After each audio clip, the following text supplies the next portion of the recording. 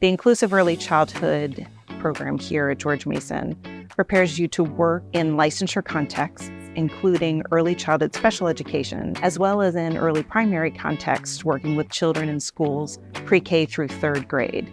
So if you're looking to be engaged in school contexts, we're the place for you to come. We build in a lot of opportunities for reflective practices.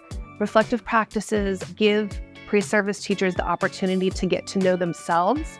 And in doing so, they identify and hopefully begin to break down biases that they have, that we as humans all have. But as we come to understand them, then we can better work through them. Our students have the opportunity to go to a child development center and teach a lesson.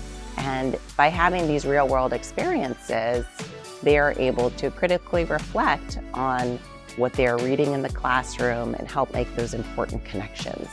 This program is really unique because it is situated so closely to Fairfax County Public Schools and works so closely with FCPS.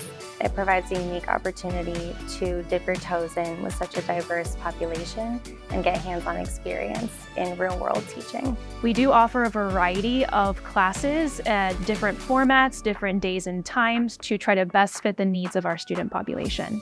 The professor that I encountered with are very helpful. They're happy to meet me online and answer all the questions I have. As a speaking English as a second language, that's a challenge for me, but faculties are very helpful to get me through that process. Progressing from my first year to my third year, I have a sense of belonging, which has developed obviously over time, but there is a real collegial and collaborative feel in the early childhood education program that is very special. Through the courses I'm taking here, I've learned a lot about teacher advocacy and how, as a teacher, we need to follow the standards and curriculums that are given to us, but also we have the creative ability to shift those curriculums to fit our students.